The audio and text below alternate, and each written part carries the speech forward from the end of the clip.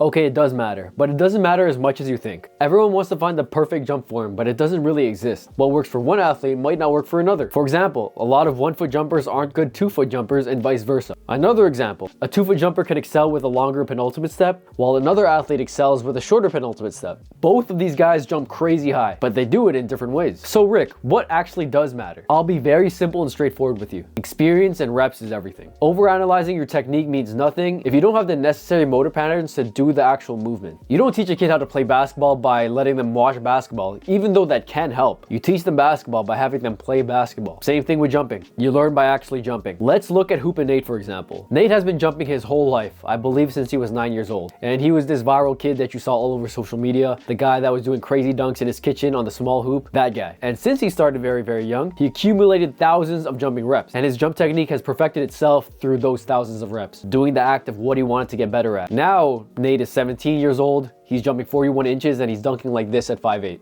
Crazy athlete, by the way. Shout out to you, Nate. And it's no coincidence that his mechanics, his jump technique, is damn near perfect. The athletes that have been playing a lot of different sports and jumping a lot since they were a kid have a massive head start just like Nate. Not because they have perfect technique or form, they probably weren't even good athletes when they were younger, but because their nervous system has spent years refining their coordination, rhythm, and timing through repetition. Their tendons have spent years developing how to store and release energy efficiently, making the whole movement even more efficient year by year. That neuromuscular and structural adaptation that's built through years of experience is way more valuable than anything you can do in the weight room. Any amount of time of studying how to jump higher, studying good mechanics. You can't shortcut experience. The more you jump, sprint, cut, and play, the better your body learns to recruit the right muscles at the right time and apply more force even faster. Those are the things you can't teach just by explaining or having them watch something. So what's the lesson? Jump as much as you can, play as many sports as you can, learn how to move your body in space. But Rick, I'm 30 years old now. What if I haven't accumulated all those jumping reps when I was a kid? That's a great question, my friend. In that case, you must take a different approach. Of course, you don't have the luxury of unlimited time and unlimited health like a kid would have. You're also not going to have the coordination to jump properly, so your mechanics are all off. This is something you want to be really smart about. The main advice is still to jump as much as you can. For someone that's 16 years old, that might mean 5 to 6 days a week. For you, that might mean 1 time a week. You want to be more considerate of your health more than anything. So as much as 5 days a week of jumping would benefit you, you're going to quickly realize that that's not the best idea. But like I was saying, jumping as much as you can for you would mean 1 time a week for 30 minutes. And the goal would be to have your body grow accustomed to that volume and slowly and gradually exposing more and more over time. Remember, as we age, our bodies adapt slower. Exposure to jumping is number 1. Number 2 is cleaning up your technique because it obviously matters to some extent. Since you are jumping once a week for 30 minutes, you probably want to emphasize certain cues that you're struggling with and focus a little bit more on technique since you don't have the luxury of jumping more. So the main cues you want to know is making sure you're speeding up over time and lowering over time as you get closer to takeoff. Timing your arm swing properly so that your arms are pointing down as your block foot strikes. And as a 2-foot jumper, stepping that block foot in the right direction, hips and knees internally rotated, and having that leg out in front of you relatively stiffer. You also want to make those last few steps as fast as possible. These cues will help an uncoordinated athlete become more aware of their weaknesses, which will then speed up the learning process of getting better at jumping. To speed it up even more, hop on Get Up Vertical and I got you. Get coached by me directly and I will help you jump higher, run faster, get healthy, and become the best athlete you can possibly be. I've coached hundreds of athletes who have made a lot of progress in their vertical, gotten healthy, and from what I've seen, athletes on Get Up increase their vertical by an average of 3 to 6 inches in 6 months. 2025 is wrapping up. Your season's either starting or starting soon, so why not lock in on your athleticism? Take it seriously now. Sign up with the link in my description and I got you. To clarify, I'm not saying technique is useless to learn and teach. There are certain situations where an athlete's mechanics are so bad that you have to cue things so that they can improve in specific aspects. There's also a situation where an athlete has developed years and years of bad habits when jumping that they have to change up if it's limiting their performance. Basically, what I'm trying to say is just jump. Instead of trying to find the perfect technique early on, focus on getting experience. If you're in your teens, have fun with it. Jump as much as you can, play as many sports as you can, and just challenge yourself. If you're in your 20s and 30s or older, still jump as much as you can while considering what your body can handle. Start at 1 session per week and see how you can handle that. Get in some jumping reps through that experience. Because the reality is, if you haven't developed an extensive history of jumping since you were a kid, you're behind. And you gotta get in those jumping reps as much as you can, as soon as you can. And while keeping certain technical cues in mind will help, don't worry about your penultimate step or your block foot if you have less than 3 years of experience of jumping consistently every week. Learn by doing. I just wanted to go over this topic because a lot of athletes have asked me how to get their technique better and they're 13 years old. What are you doing, bro? Get off Instagram and just go jump, man. All right, later.